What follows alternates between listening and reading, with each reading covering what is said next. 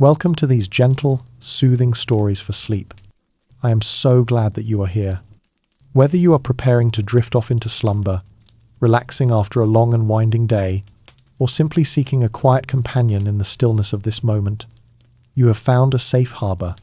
Tonight, we will begin a profound journey together, a thought experiment wrapped in a dream, as we ask a simple yet monumental question. Could humanity survive living underground? Before we take our first step into the deep, I would love to know where you are listening from tonight, or perhaps a small, gentle moment from your day. Please feel free to leave a comment below. Wherever in the world you may be, I hope you are feeling comfortable, at ease, and ready to explore something extraordinary. And if you find these soothing scientific journeys a welcome comfort in your life, please consider liking this video and subscribing to the channel. It helps other souls who are searching for a little peace find their way to our quiet corner of the world. Imagine, if you will, the warmth of the last sunset you will ever feel upon your skin. It is not a frantic, panicked farewell, but a slow, deliberate, and deeply melancholic goodbye. All around you, there is a profound sense of purpose, a shared, silent understanding that this is the final act of a very old story. The sun hangs low and heavy on the horizon, a perfect orb of liquid gold, and it paints the underside of the clouds in hues of rose and violet that feel almost impossibly beautiful. A final masterpiece from a retiring artist. The air grows cooler, carrying the scent of evening dew and damp earth, a fragrance you try to commit to memory with every slow breath. You watch as your own shadow, and the shadows of those around you, stretch into impossibly long, thin spectres, reaching eastward towards a world that will soon exist only in memory. There is no applause, no grand speech, only the quiet, collective gaze of 1,000 faces turned toward the fading light, each soul absorbing this final warmth, this last dance of photons on their retinas. And then, you turn away from the horizon and towards the entrance, a stark, geometric shape cut into the ancient rock. The air that spills from its opening is different, carrying a cool metallic scent, the clean, sterile promise of a new kind of home. With one last look at the bruised purple of the twilight sky, you step across the threshold, leaving the infinite expanse behind for the shelter of the deep, a world measured not in horizons, but in ceilings. As we descend, the first thing we notice is a subtle but undeniable change in the air itself. It feels thicker, heavier, a gentle pressure building in our ears, not unlike the feeling of descending in an airplane, but slower, more persistent. This is the simple, physical reality of atmospheric pressure, the literal weight of the world's air. On the surface, our bodies are perfectly accustomed to being at the bottom of a vast ocean of air, an ocean that stretches some 100 kilometers high. We exist under the pressure of one atmosphere, the standard by which we measure. But as we move downward, deeper into the Earth's crust, the weight of the rock above us begins to add its own immense presence, and the air within our new home must be pressurized to counteract that force, to keep our tunnels and caverns from collapsing. It is a constant, gentle embrace from the planet, a reminder that we are no longer living on the world, but inside of it. Alongside this pressure, another, more welcome sensation begins to build. A gentle, pervasive warmth.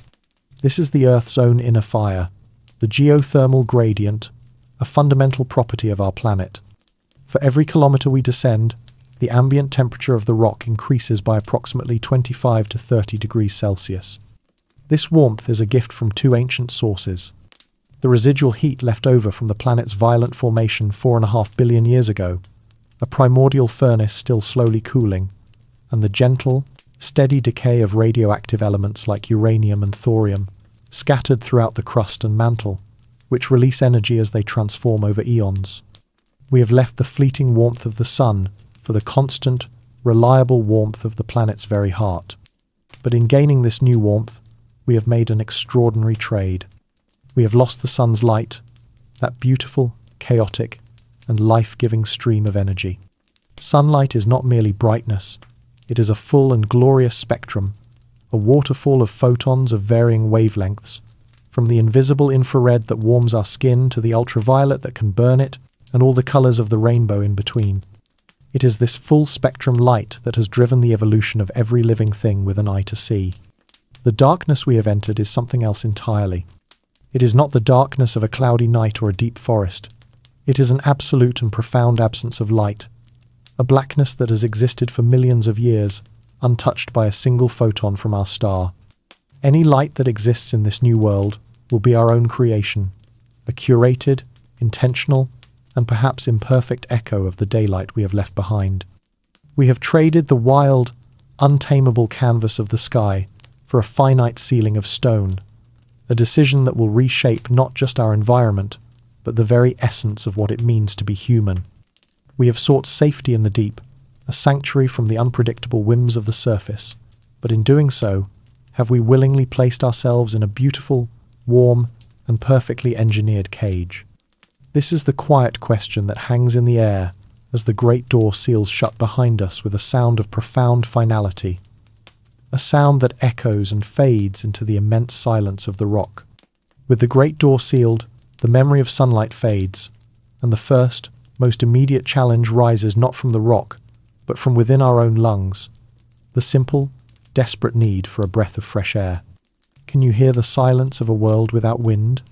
Here in the deep, the air is perfectly still, a silent, motionless medium that holds its peace until we disturb it with our own movements and our own sounds. There are no gusts to carry the scent of rain, no gentle breezes to rustle the leaves of trees that no longer exist in our world.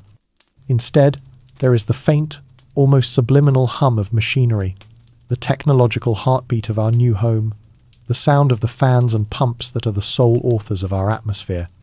The air itself feels different to breathe. It has a clean, almost sterile quality, lacking the pollen, the dust, and the complex organic scents of the world above.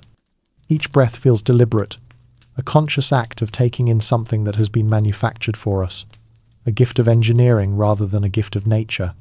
We are living inside a vast technological lung, and its rhythm is now our own. The air we draw in is a precisely calibrated mixture, a life-giving cocktail designed to perfectly replicate the atmosphere we left behind. And in this perfect replication, we find both comfort and a strange, unsettling sense of artificiality. Every single breath is a testament to human ingenuity, a quiet miracle of chemistry and physics that holds the darkness at bay. The miracle begins with understanding what a breath of air truly is. The air of our old home, the air that filled the great open spaces under the sky, was a simple yet elegant mixture of gases.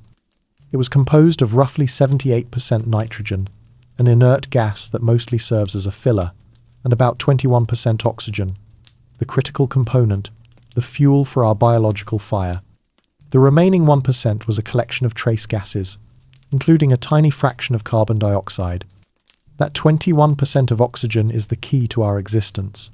Within every one of our trillions of cells, tiny powerhouses called mitochondria perform a process called cellular respiration, which is like a slow, controlled, and microscopic fire. They use the oxygen we breathe to break down the nutrients from our food, releasing the energy that allows us to move, to think, to live. Without a constant supply of oxygen, this inner fire would go out in minutes. On the surface, that oxygen was replenished by a planet-spanning network of trees, algae, and phytoplankton, all breathing in our waste product, carbon dioxide, and breathing out fresh oxygen in the magical process of photosynthesis. Here, deep beneath the earth, we have no global forest. So we must become the forest. We have engineered our own carbon cycle, an inverted mimicry of the natural world. Our machinery acts as the leaves, with powerful carbon dioxide scrubbers, perhaps using chemical filters like amines, constantly pulling our exhaled breath from the air, keeping it from building up to toxic levels. At the same time, our oxygen generators work tirelessly to replenish what we consume. The most elegant way to do this is through electrolysis, the beautiful process of splitting water molecules, H2O, into their constituent parts. By passing a powerful electric current through water, we can break the strong bonds holding the hydrogen and oxygen atoms together, releasing pure, breathable oxygen, O2, into our atmosphere. It is a process that requires a tremendous amount of energy, but it is the very chemistry of life itself, performed not by a leaf, but by a machine. However, producing the right mixture of air is only half the battle. In a sealed environment, like our subterranean city, the air would quickly become stagnant and dangerous if it were not kept in constant motion. Pockets of carbon dioxide, which is heavier than oxygen, could accumulate in low-lying areas, creating invisible, deadly pools of unbreathable gas. Body heat, moisture from our breath, and the heat from machinery would build up, creating an uncomfortable and unhealthy environment. To prevent this, we must become the masters of the wind, creating our own weather through a complex system of ventilation. Huge, silent fans would drive air through a network of tunnels, creating gentle but persistent currents that mimic the breezes of the surface. These artificial winds would ensure that the air is constantly mixed, that temperature and humidity are evenly distributed, and that our precious, manufactured oxygen reaches every corner of our habitat. The design of these tunnels would rely on subtle principles of physics, like the Venturi effect, which states that as air passes through a narrower section of a tunnel, its speed increases and its pressure decreases. By carefully designing the shape and size of our airways, we can create a self-regulating system of airflow, a city that breathes with a steady, reliable rhythm. We have engineered the very act of breathing, transforming it from a simple, unconscious reflex into a complex, technological symphony. But does this make the air we breathe more precious, because we are so aware of its origin? Or does it feel less natural, a constant reminder of our separation from the living world? It is a question we ponder with every manufactured breath we take, sustained by a perfect system in a perfect home, a home now filled with the very air of our own making. And as we secure the air in our lungs, a deeper, more ancient thirst begins to make itself known, a primal call for the one substance that carved the very caverns we now call home: water. Have you ever considered the story told by a single drop of water? Imagine a droplet, born as rain on a forgotten continent, in an age long past. It fell upon the soil, seeped into the ground, and began a journey of immense slowness, a pilgrimage through the dark. It trickled through layers of sand and silt, leaving behind the impurities of the surface world. It flowed through the porous heart of sandstone, was squeezed through the fine-grained structure of shale, and dripped patiently through the crystalline lattices of limestone, taking on the mineral memory of each layer. For centuries, perhaps millennia, it travelled in this profound geological silence, joining a vast, hidden river that flows not through a channel of earth, but through the very fabric of the stone itself. Now, here in our deep home, we witness the end of its long journey. A single, glistening bead of moisture emerges from a fissure in the cavern wall, catches the light of our headlamps, and traces a cool, dark path down the ancient rock. To follow this path with your finger is to feel the cool, damp pulse of the planet's circulatory system. The sound it makes is the softest music, a gentle, rhythmic dripping that echoes in the vastness, a stark and beautiful contrast to the hum of our machinery. This is not the chaotic roar of a surface river, but the patient, measured heartbeat of the deep earth. And to catch this drop on your tongue is to taste something ancient and pure, a water imbued with the faint, stony flavour of its long imprisonment, a story of time and pressure in liquid form. This single drop is our lifeline, the emissary of a vast and hidden kingdom. It comes from an aquifer, a word that sounds technical but describes something beautifully simple, a massive underground reservoir held within a layer of porous rock. It is not a hollow cavern filled with water, but rather a colossal sponge made of stone, saturated with water that has been accumulating for geological ages. These aquifers are the great hidden lakes and rivers of our world, and to survive here, we must become geological water diviners, drilling with precision into these saturated layers to tap into their ancient reserves. We become well diggers on a scale our ancestors could never have imagined, not to find water a few meters down, but kilometers deep. The journey this water has taken is its first and most profound purification. As it percolated through endless layers of rock, it underwent a process of natural filtration of incredible efficiency. Sand, clay, and dense rock acted as a microscopic sieve, trapping bacteria, viruses, and particulates, rendering the water physically clean. However, its long contact with the stone has enriched it with a host of dissolved minerals and salts. While some are beneficial, others, like heavy metals leached from certain ore deposits, could be harmful over time. So, our task is twofold: to honor the natural purity of this water while perfecting it for our own biology. We engineer a secondary purification process, a final polishing of this ancient liquid.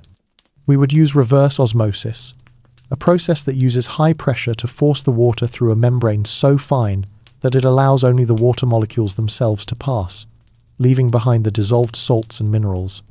Then, as a final guarantee of safety, we would expose the water to powerful ultraviolet light, a concentrated beam of energy that scrambles the DNA of any lingering microbes, sterilizing the water completely without adding a single chemical. But the planet offers us more than just a source of cool, clean water. As we drill deeper, we tap into the geothermal gradient, the same inner warmth that heats our home, and we find that the water we access is often naturally heated, sometimes even to the point of boiling. This is a tremendous gift, a bonus from the planet's warm heart. We can tap into reservoirs of superheated water and steam, which provide us with a source of perfectly sterile water for drinking and sanitation, all without expending any of our own precious energy to heat it. This geothermal water becomes a cornerstone of our civilization, providing not just life-sustaining drink, but also the warmth for our communal baths, the hot water for our hygiene systems, and even a potential source of energy itself, as the steam can be used to drive turbines and generate electricity. On the surface, water is a gift from the sky, falling unpredictably from the clouds, governed by the chaotic dance of weather. Here, we must seek it in the heart of the stone, finding it not by looking up, but by drilling down. It is a profound shift in perspective. Our relationship with water becomes one of exploration and careful engineering, a partnership with the planet's deep, hidden systems. We learn to think in terms of geological time, to appreciate the immense, slow processes that have prepared this vital resource for us. We have found the river of stone, and from it, we will build our civilization, drop by precious drop. With air to breathe and water to drink, our basic survival seems possible. But our bodies, born of the sun, now begin to cry out for something they have lost, a light to scatter the endless dark. If you could paint with light, what color would you make the dawn? In the deepest heart of our new world, in the great central cavern that serves as the city's gathering place, this is no longer a poetic question. It is a practical engineering problem, and its solution is perhaps the most important act of creation we will ever undertake. Imagine the moment. For weeks, perhaps months, life has been lived under the harsh, utilitarian glare of work lamps, their white beams cutting sharp, lonely cones out of a darkness so total it feels like a physical substance. But today is different. An announcement is made, a quiet instruction to gather in the central square.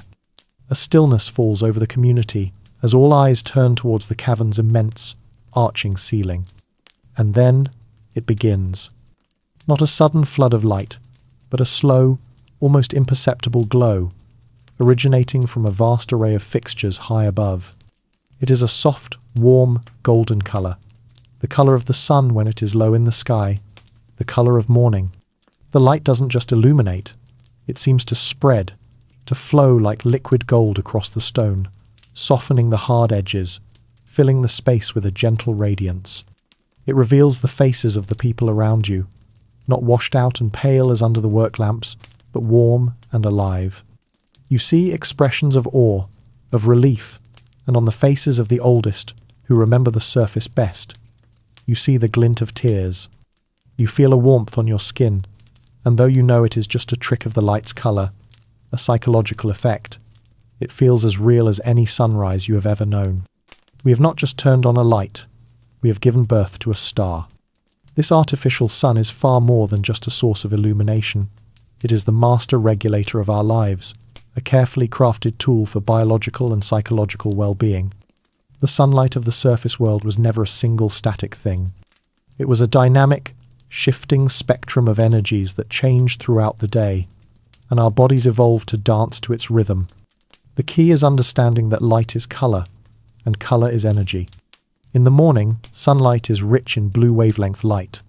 When this blue light enters our eyes, it sends a powerful signal to our brains to suppress the production of melatonin, the hormone of sleep, and to start our internal clocks for the day. As the day progresses towards evening, the light becomes redder, with longer wavelengths, which signals our brains to begin producing melatonin, preparing us for rest.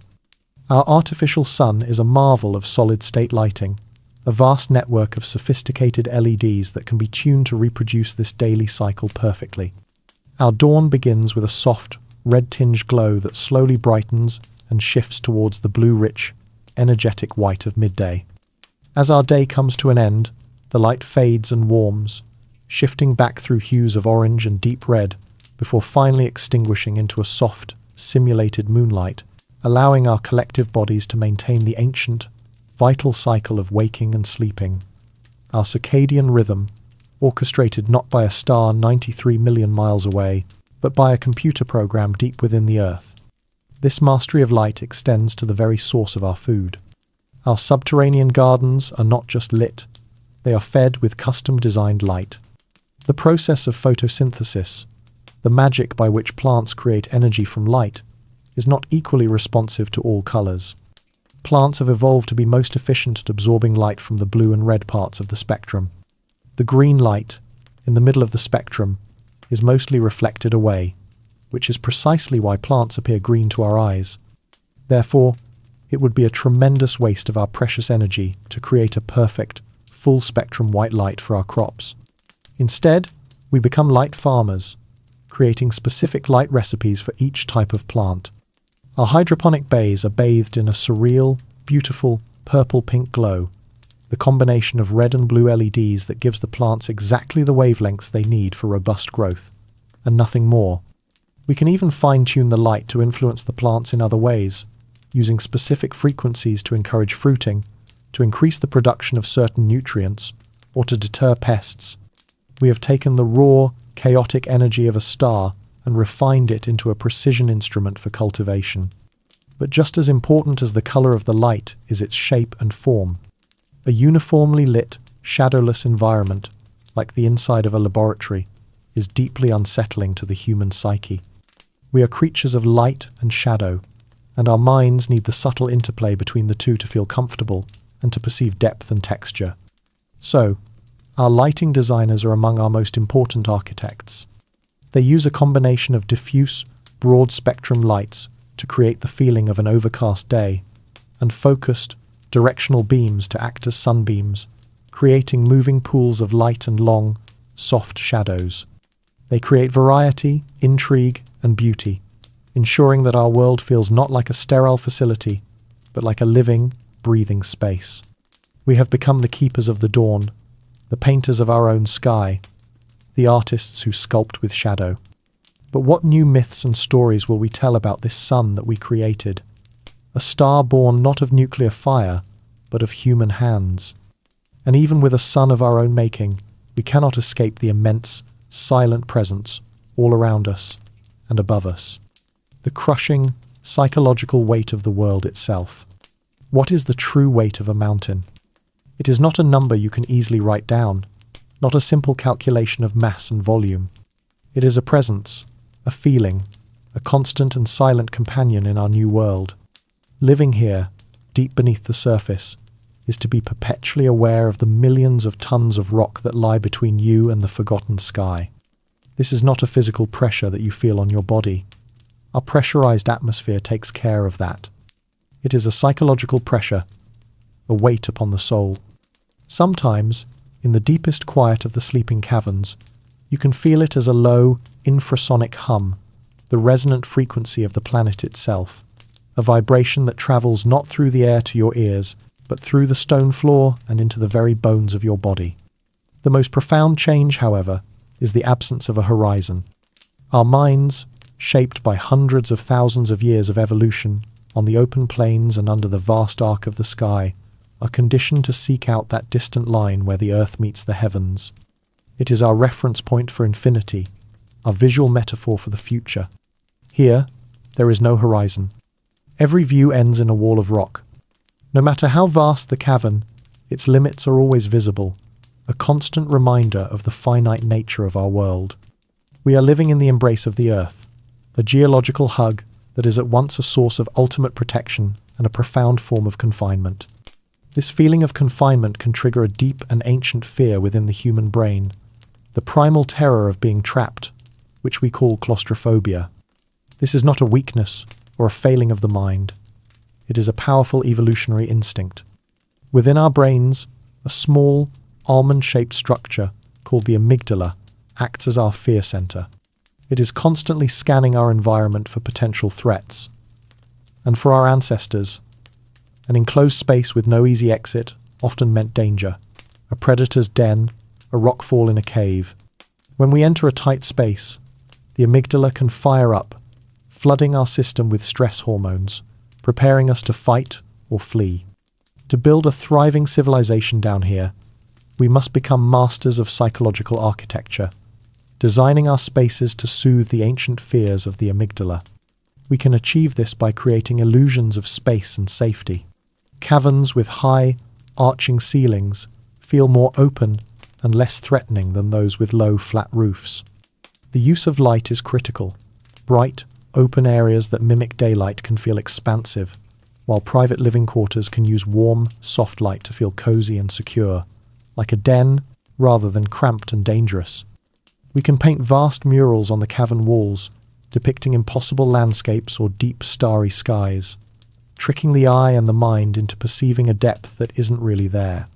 Beyond the fear of enclosure, there is a more subtle danger, the threat of sensory monotony. The human brain is a novelty-seeking machine. It craves new information, new stimuli to keep its neural pathways active and healthy. A world made only of grey rock and the constant, low hum of machinery would be a desert for the senses. Over time, this sensory deprivation could lead to depression, apathy, and a decline in cognitive function. Therefore, our world must be a deliberately created tapestry of sensory experiences. We must engineer variety and richness into every corner. The floors of our walkways would not be uniform concrete, but would have varied textures, from smooth, polished stone to rough, hewn rock, giving our feet a changing landscape to read. We would pipe the sound of flowing water through communal areas, the gentle music of our engineered streams and waterfalls providing a soothing counterpoint to the hum of technology. Our gardens would not only provide food, but also a rich palette of smells, the sweet scent of flowering herbs, the earthy aroma of damp mycelium, the sharp fragrance of crushed tomato leaves. We would encourage art and music, filling our halls with colour and with melodies that echo and resonate in the unique acoustic environment of the caverns. We would create a world that is not just survivable, but stimulating, a place that keeps the mind as well fed as the body. In this enclosed world, our very perception of space would begin to change. On the surface, we navigate primarily with our eyes, across vast distances. Here, our other senses would grow in importance.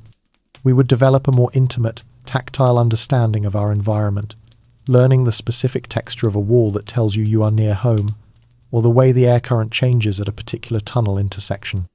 Our sense of proprioception, the body's innate knowledge of where its limbs are in space, would become more acute. We would become more grounded, more present in our immediate surroundings, our spatial awareness recalibrated from the scale of landscapes to the scale of architecture. Our minds were shaped by open savannas and endless skies. But perhaps we can reshape our consciousness to find peace in the deep, to see the rock not as a prison, but as a sanctuary, and to learn a new way of being that is as deep and as quiet as the stone itself. As our minds slowly adapt to this profound new reality, our bodies present a more practical challenge, a hunger not for light or space, but for the sustenance needed to live. How do you grow a garden in the dark? Can you imagine the taste of a strawberry grown a mile beneath the soil? Imagine holding it in your hand. It is a perfect, jewel-like red, glistening under the soft lights of the cavern. It feels heavy, dense with moisture, and it radiates a faint coolness. When you lift it to your nose, it has an intensely sweet fragrance, a pure, concentrated essence of strawberry, unburdened by the dust and grit of a surface field. And when you bite into it, the flavor explodes in your mouth, a symphony of sweetness and tartness that is almost overwhelming in its perfection. This strawberry did not grow from the earth. It never felt a single drop of rain, nor was it ever touched by the rays of the true sun. It was born in a tower of sterile white plastic, its roots bathed in a precisely formulated mist, under the purple-pink glow of an artificial sky. Welcome to the gardens of the deep, a place where agriculture has been transformed from an act of collaboration with nature into an act of pure science and meticulous control. Walking through these vast food caverns is a surreal experience. There are no rows of crops in dark soil. Instead, there are towering vertical farms, great pillars of green reaching up towards the illuminated ceilings. The air is warm and humid, thick with the smell of chlorophyll and growing life, punctuated by the gentle hum of pumps and the quiet drip of circulating water. Here, tomatoes hang in heavy, vibrant red clusters from vines that snake up intricate lattices, and rows of lettuce form perfect, crisp green heads, their leaves untouched by any insect. It is a vision of agricultural perfection, a testament to our ability to create an oasis of life in the most unlikely of places. This remarkable achievement is made possible by abandoning the very concept of soil. Instead, we employ two sophisticated methods of soilless agriculture: hydroponics and aeroponics. Hydroponics is the simpler of the two. In this system, plants are grown with their roots suspended directly in a flow of water that is rich in all the nutrients they need to thrive. The water solution is a carefully prepared cocktail, constantly monitored and adjusted to provide the perfect diet for the plants at every stage of their growth. This method is incredibly efficient, using up to 90% less water than traditional field agriculture, because the water is in a closed loop, constantly recycled, with none lost to evaporation into a wide open sky. Aeroponics takes this efficiency one step further. In an aeroponic system, the plant roots hang naked in the air, inside a sealed chamber. Every few minutes, high-pressure misters saturate the chamber with a fine, nutrient-rich fog. The roots absorb everything they need directly from this moist air, which allows for even greater oxygenation and leads to faster growth and higher yields.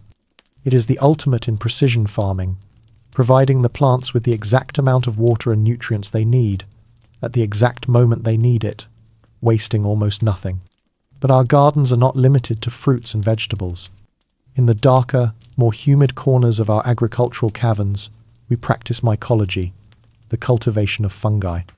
We grow vast crops of mushrooms, shiitake, oyster, cremini, which thrive in the low-light conditions and can be grown on a substrate made from our own recycled organic waste. These fungi are not just a valuable source of protein and nutrients, they are also the master decomposers of our new world. Their mycelial networks, the thread-like vegetative part of the fungus, are nature's great recyclers. We harness their power to break down our agricultural waste, our food scraps, and even our treated sewage, transforming these materials back into a nutrient-rich compost that can be used to feed the very systems that sustain us. They are a critical link in the chain, the engine of our closed-loop ecosystem. To make all of this work, we have to become master chefs of chemistry. The rich, dark soil of the surface world is a complex living ecosystem, a mysterious blend of minerals, microbes, and decaying organic matter that has been perfected over millions of years. It provides plants with the 13 essential nutrients they need for life. Down here, we have no soil, so we must provide these nutrients ourselves, in their exact and proper proportions. We learn to speak the chemical language of life, mixing precise recipes from stockpiles of mineral salts. We learn about the three most important macronutrients: nitrogen, essential for leaf growth; phosphorus, crucial for root and flower development; and potassium, which regulates a plant's overall metabolic health. You might know them by their chemical initials: N, P, and K. We also provide all the necessary micronutrients: iron, manganese, zinc, copper, in trace amounts that are nonetheless absolutely vital. Each crop has its own unique dietary needs, its own perfect recipe that changes as it grows from a seedling to a mature, fruit-bearing plant. We have removed the soil from farming, but in doing so, we have been forced to understand the intricate chemistry of life more deeply than ever before. In our sterile, controlled world, we have rediscovered the delicate and complex balance required to create a single green leaf. But these high-tech gardens, the purple lights, the humming pumps, the life support systems for our entire civilization, they all demand a colossal amount of power. Where, in the crushing, eternal dark, do we find a fire that will never, ever go out? Have you ever felt the warmth rising from the ground on a cold day? A faint exhalation from the earth beneath your feet? Now, imagine that gentle warmth amplified 1,000 times, 1,000,000 times, until it becomes a force of immense and ceaseless power. This is the new fire that warms our world, a fire not of combustion, but of planetary heat. To visit the powerhouse of our deep city is to stand in awe of this harnessed energy. You stand upon a metal grate walkway overlooking a vast, cylindrical chamber that plunges deep into the planet's crust. From the depths of a borehole, a wave of clean, dry heat rises to meet you, carrying with it the faint, sharp scent of sulfur and other ancient minerals, the very breath of the deep earth. It is not the oppressive, humid heat of a jungle, but a powerful, pure warmth. The air shimmers with it, and beneath the feeling and the scent, there is a sound. The distant, powerful and constant roar of superheated steam, a captured geyser rushing through the giant veins of insulated pipes to spin the blades of massive turbines. This is the heart of our city, a place of immense, controlled violence, a sleeping giant we have woken just enough to borrow its strength, and its steady, thrumming pulse is the rhythm that powers every light, every pump, and every garden in our new home. We have fled the fire of the sun, only to find another, more ancient fire waiting for us in the heart of the world. The principle behind this incredible power is geothermal energy, and at its core, it is as simple and as elegant as a kettle boiling on a stove. Our planet is a sphere of molten rock with a thin, cool crust on the outside. By drilling deep into this crust, we can access the tremendous heat of the interior. In the most straightforward system, we drill 2 parallel wells deep into a layer of hot, permeable rock. We pump cold water down one well, and as it percolates through the superheated rock, it turns into high-pressure steam. This steam then rushes up the second well with incredible force, and we channel it directly into a turbine. The spinning turbine is connected to a generator, and the generator produces a constant, reliable flow of electricity. The steam, having done its work, is then condensed back into water and sent back down the first well to be heated again, creating a perfectly closed loop of energy production. It is a planetary-scale heat engine, using the Earth itself as its furnace. Our survival, and the very location of our city, would depend on a deep understanding of geology. We could not simply choose any place to begin our descent. We would have to become students of plate tectonics, the grand theory that explains how the Earth's crust is a mosaic of massive, slowly shifting plates. Our ideal home would be situated near the boundaries of these plates, in geologically active regions like the famous Ring of Fire that encircles the Pacific Ocean. In these zones, the collisions and separations of the plates cause magma to rise closer to the surface, creating volcanoes, earthquakes, and, most importantly for us, intense, accessible geothermal heat. Alternatively, we could seek out a hotspot, a place like Iceland or the Yellowstone caldera, where a plume of superhot mantle rock rises from deep within the Earth, creating a powerful source of heat far from any plate boundary. The choice of our location would be the single most important decision we would ever make, a choice guided by the geological map of the planet's inner fire, for it is this fire that will sustain us for generations, for millennia, long after the memory of oil and coal has faded into legend. And while geothermal energy is wonderfully constant, a 24-hour-a-day source of power, unlike the intermittent sun or wind, a truly resilient civilization must still plan for fluctuations in demand and for emergencies. We would need a way to store this vast energy. One of the most elegant solutions would be a molten salt battery. During times of low energy demand, we would use our excess electricity to power massive heaters that raise the temperature of a huge, insulated tank of salt, a mixture of sodium and potassium nitrate, until it melts into a glowing molten liquid at several hundred degrees Celsius. This liquid salt can hold its heat for days or even weeks. Then, when we need an extra boost of power, we can simply pump water through pipes coiled within the tank. The intense heat of the molten salt instantly flashes the water into high-pressure steam, which can be used to drive an auxiliary turbine, providing electricity on demand. It is a battery made not of chemicals, but of pure, raw heat. We have learned to tend the planet's furnace, to live off the light and heat that radiate not from above, but from below. It is a profound shift in humanity's long story, a story that has always been about our relationship with energy. From the first wood fire in a cold cave, to this, our final and deepest partnership with the planetary forces that churn silently, ceaselessly, beneath our feet. With this power now secured, our city of light and life can expand, its tunnels reaching ever deeper. But as more people fill these caverns, a new kind of environment emerges, one made not of rock or light, but of sound and of silence. What does silence truly sound like?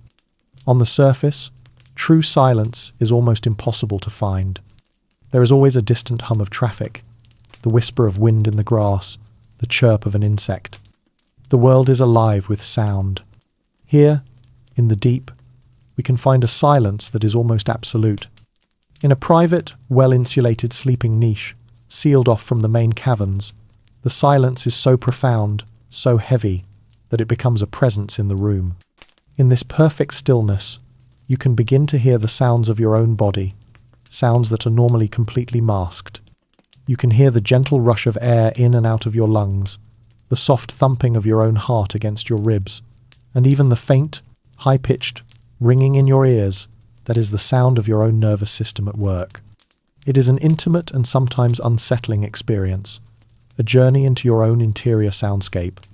This deep, personal quiet stands in stark contrast to the auditory environment of our communal spaces.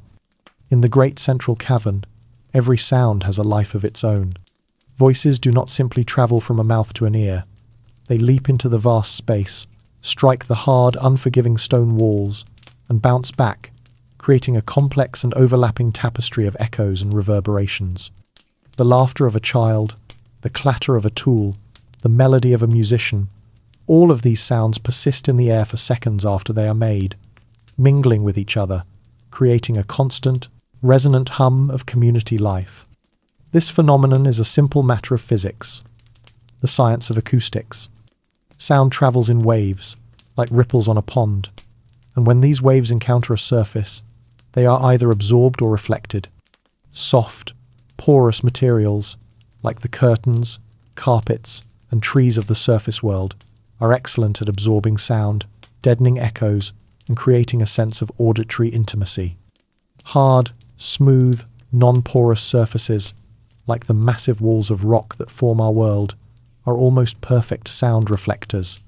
This is why a simple clap of the hands in a large cavern can produce a cascade of echoes that lasts for many seconds. While this can be beautiful, it can also be overwhelming, making it difficult to hold a clear conversation and creating a stressful, noisy environment. To make our world livable, we must become masters of acoustic engineering, learning to sculpt the soundscape just as we have sculpted the light. We would not leave the rock walls bare.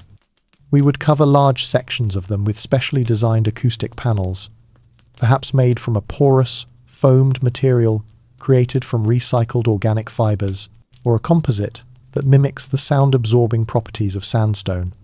These panels would trap the sound waves, preventing them from reflecting and turning the cacophony of echoes into a warm, gentle ambience. We would shape our caverns not just for structural integrity, but for their acoustic properties, avoiding the parallel flat walls that create jarring flutter echoes, and instead favouring curved, irregular surfaces that scatter sound and make it more diffuse and pleasant. The need for this acoustic design is not just a matter of comfort, it is a matter of psychological health. Our brains are hardwired to process the sounds of our environment, constantly filtering out irrelevant background noise to allow us to focus on what is important. In an environment with constant, low-level noise like the unending reverberations of a large cavern, our brains have to work much harder to perform this filtering task.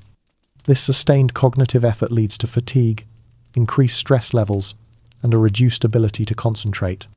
By designing for quiet, by creating dedicated quiet zones for study and rest, and by carefully managing the soundscape of our communal areas, we are protecting the mental well-being of our entire community.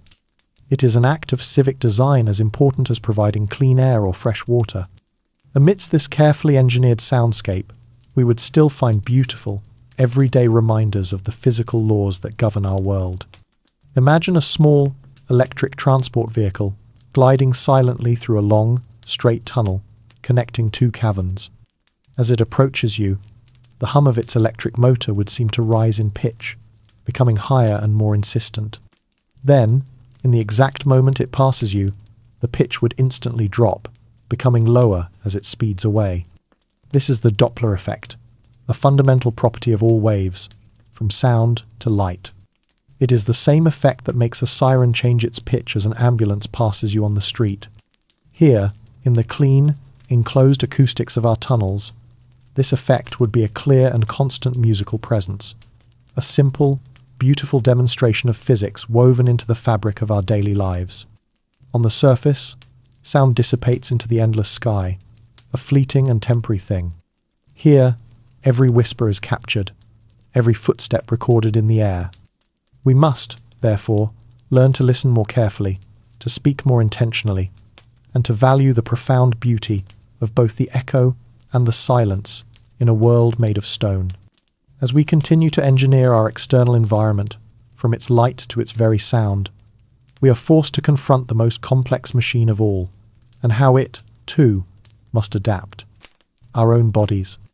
If your bones are a record of your life, a living diary written in calcium and phosphate, what story would they tell after a lifetime spent in the deep? The lines of stress would be different, the density and thickness of the cortical walls subtly altered, a new chapter in the long saga of the human skeleton. To visit a medical bay in our subterranean city is to see this story being written in real time. The space is calm and quiet, filled with the soft glow of diagnostic screens and the gentle hum of advanced monitoring equipment. The focus here is not on the frantic triage of emergency trauma, which is rare in our controlled world, but on the delicate, constant art of preventative health. It is a place of deep listening, where physicians monitor the subtle shifts in human physiology with the same care and precision that a horticulturalist tends to a prized orchid. Here, the human body is understood for what it truly is, a precious and exquisitely complex ecosystem, one that must be carefully maintained now that it has been removed from the environment in which it evolved. We are both the caretakers and the inhabitants of this delicate biological machine, and its long-term health depends on our foresight and our wisdom. The most immediate and profound challenge to our physiology is the absence of direct sunlight, for our relationship with the sun is written directly into our bones. On the surface of the Earth, when the ultraviolet B rays from the sun touch our skin, they trigger a chemical reaction that synthesizes vitamin D, a crucial hormone-like vitamin. Vitamin D is the key that unlocks our body's ability to absorb calcium from our food. Without it, the calcium we consume passes uselessly through our system, and our bodies, desperate for this vital mineral to power our muscles and nerves, will begin to steal it from the only available source, our own skeletons. Over time, this leads to a condition called osteoporosis, where the bones become brittle, porous, and prone to fracture. To prevent this, our diet would be meticulously managed, with foods fortified with vitamin D and calcium. But we might also need a more direct intervention. Perhaps our private living quarters would be equipped with special lamps that emit a controlled, safe dose of ultraviolet B radiation for a few minutes each day. A medical application of our artificial sun, allowing our skin to continue its ancient and vital conversation with the light, a conversation that is essential to our structural integrity. Another subtle but powerful change would be happening within us, in the invisible world of our microbiome. Our bodies are not solitary entities. They are walking, talking ecosystems, home to trillions of bacteria, viruses, and fungi, particularly within our gut. This microbiome is not a collection of invaders. It is a symbiotic partner, essential for digesting our food, training our immune system, and even influencing our mood. We acquire this rich diversity of microbes from the world around us, from the soil, from the plants and animals we eat, and from each other. In our sealed, sterile, and controlled underground environment, our collective microbiome would inevitably become less diverse. Generation after generation, exposed only to the same limited set of microbes, we would risk losing the rich variety that keeps our immune systems robust and resilient. This could make us dangerously vulnerable to any new pathogen that might somehow find its way into our closed system. Therefore, a cornerstone of our public health system would be the curation of our collective microbial health. We would likely maintain a microbial bank, a cryogenically preserved library of diverse bacteria from the surface world, which could be used to develop personalized probiotic therapies. Our hygiene protocols would be a delicate balance, strict enough to prevent the spread of harmful germs, but relaxed enough to allow for the healthy exchange of beneficial microbes between individuals. Finally, while the force of gravity itself would not change in any significant way deep within the Earth, the way we interact with it would be fundamentally different. The simple act of walking or running on the hard, unforgiving ground of the surface world sends tiny, high-impact stress signals through our bones, and these signals are the primary trigger for our bodies to build and maintain bone density. In our more controlled environment, without the daily pounding of a long walk on rough terrain, our skeletons could slowly weaken over time, a process not unlike the bone density loss experienced by astronauts in the zero-gravity environment of space. To counteract this, our habitats would need dedicated facilities for vigorous physical exercise. We would rely heavily on resistance training to build muscle and stress our skeletons in a controlled way. And we might even develop impact simulators, specialized treadmills that can safely replicate the jarring, bone-building forces of a run in the world above.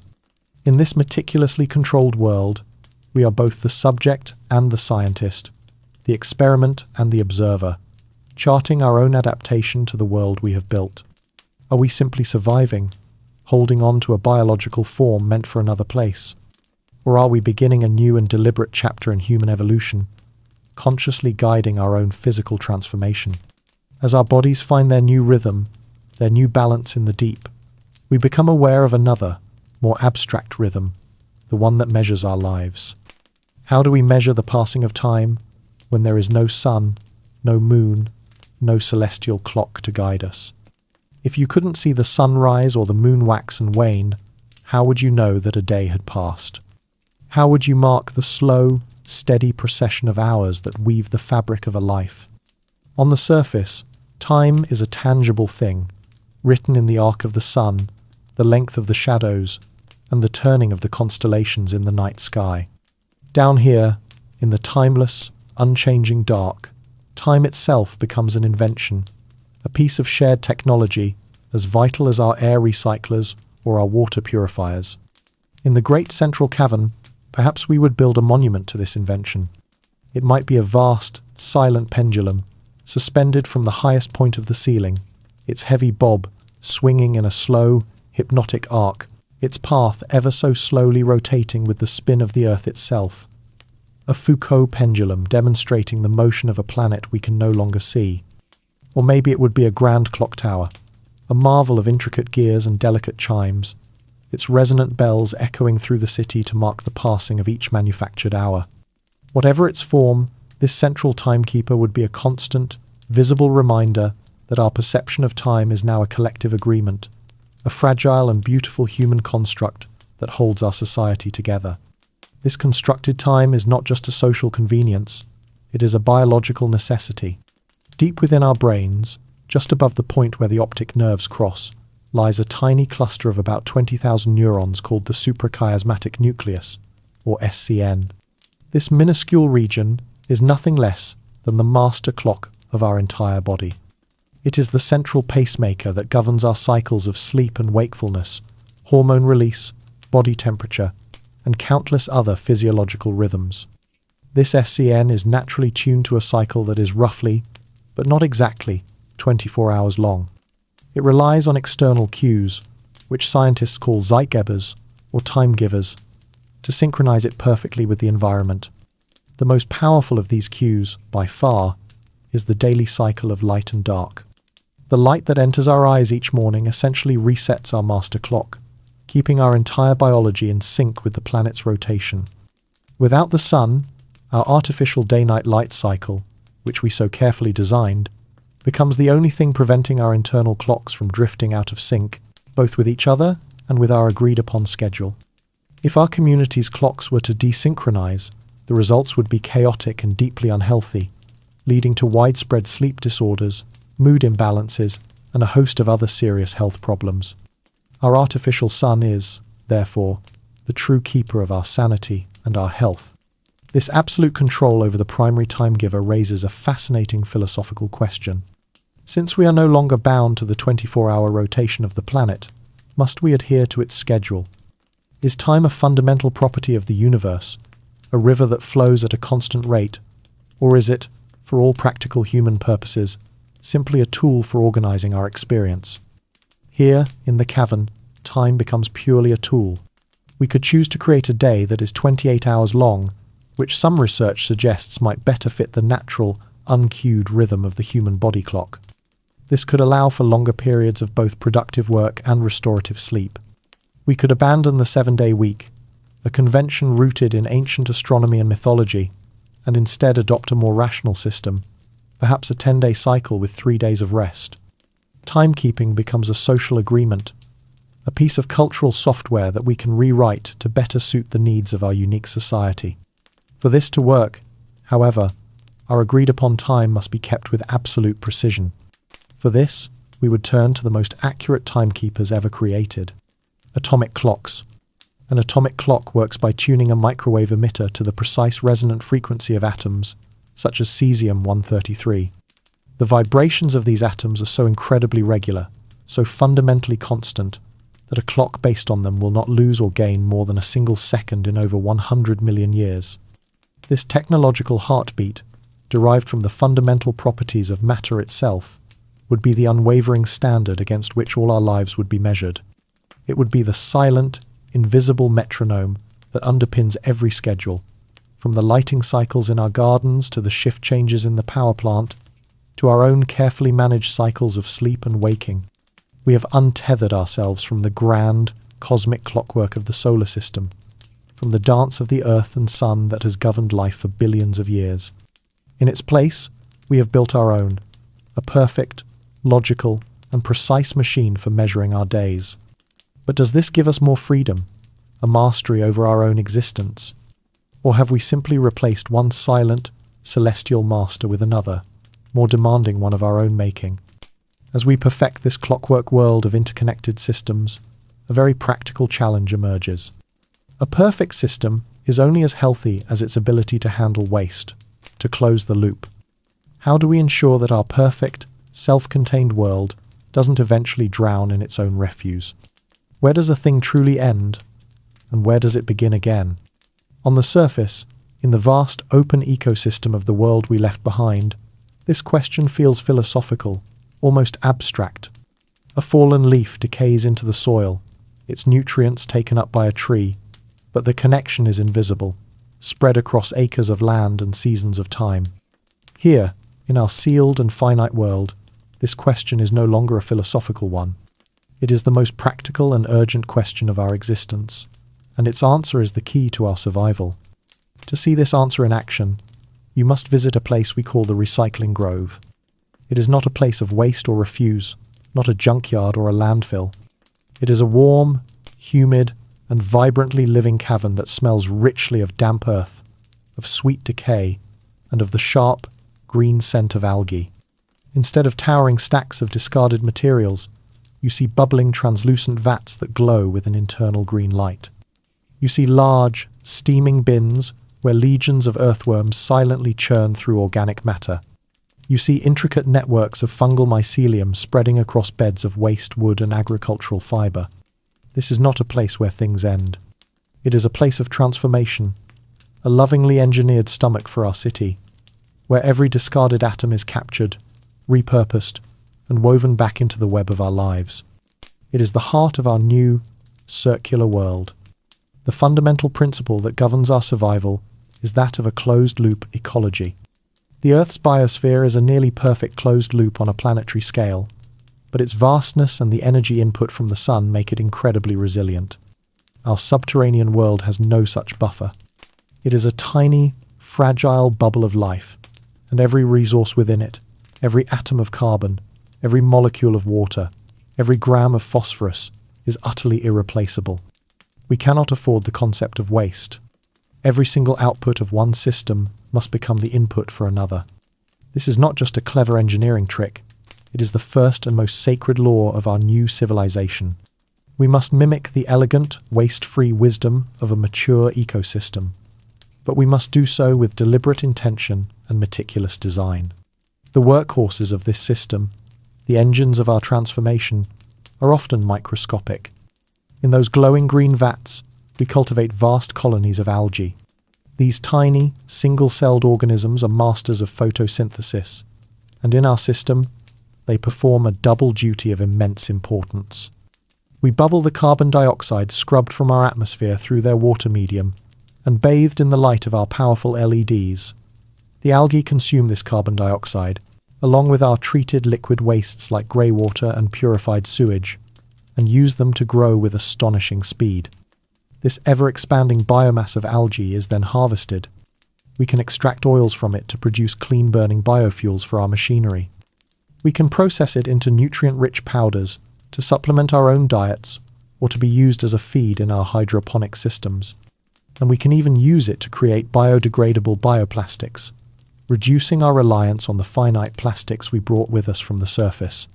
These algae are our microscopic alchemists, turning waste into gold. Alongside the algae, our greatest allies are the grand decomposers of the natural world, the fungi and the earthworms.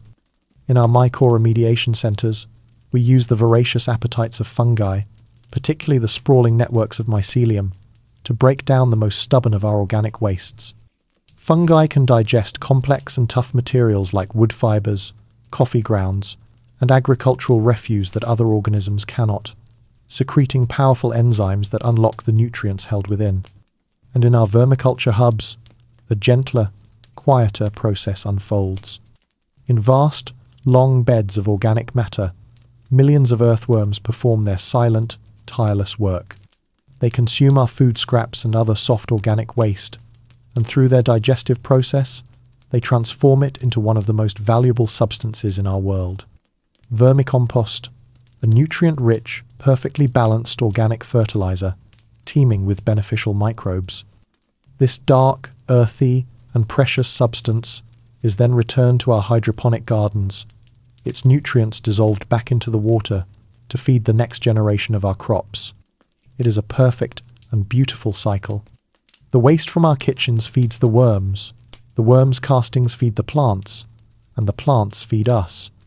In our desperate quest to survive in the most artificial environment imaginable, we have been forced to mimic the timeless wisdom of a forest floor. We have rediscovered, out of absolute necessity, the most fundamental law of nature, that nothing is ever truly lost, and that death is simply the raw material for new life. Our system of life is becoming a beautiful, self-sustaining machine, a living web of our own design. But even a perfect machine, if it is alive, needs space to grow. How do we expand our world, carving new life from the ancient, unyielding, and silent stone?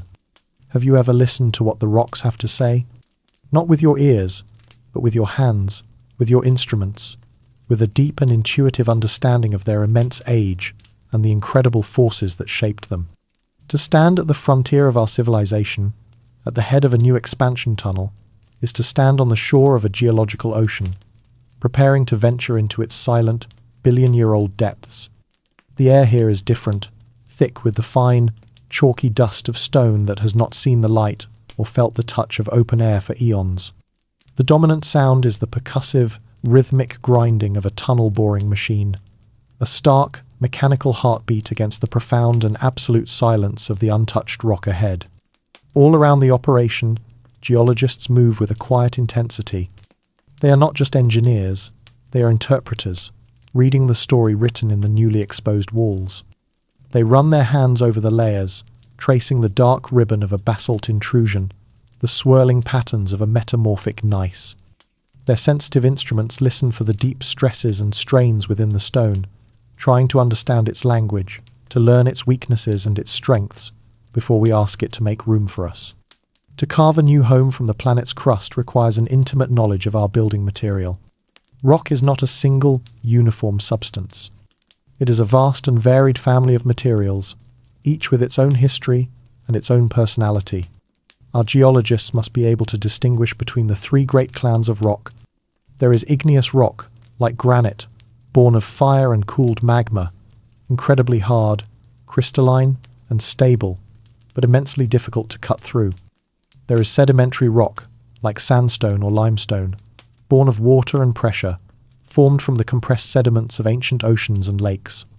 These rocks are often softer, layered, and easier to work with, but we must be wary of their potential weaknesses along those same layers.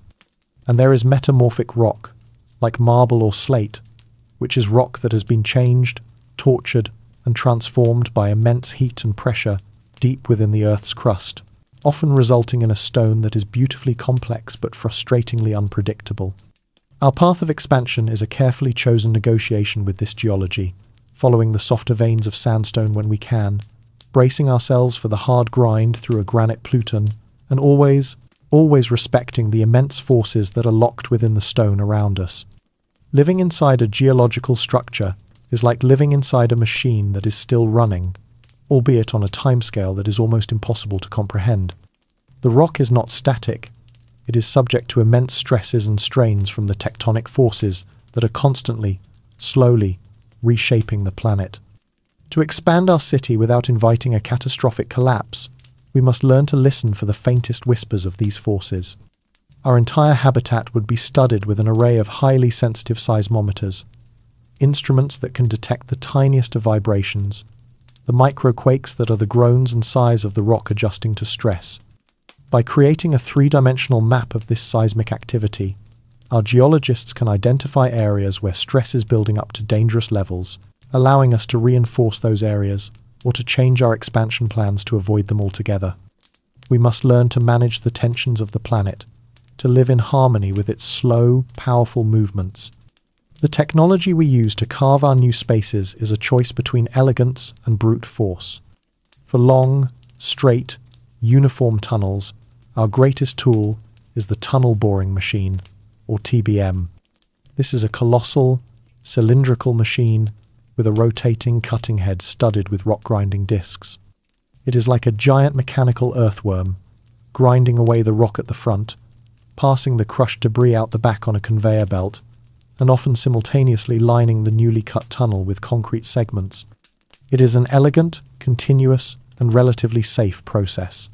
In other situations, however, where the rock is too hard or the space we need to create is too irregular, we must resort to the older, more violent method: drilling and blasting.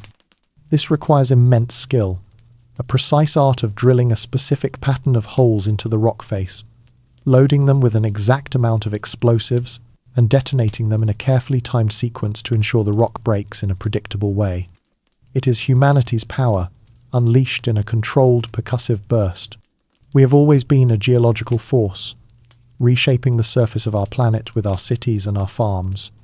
Now, we have moved our work inward, becoming a part of the planet's internal architecture, a conscious agent within its ancient stone. What responsibility comes with being able to speak the language of the rocks, to write our own chapter in their billion-year-old story?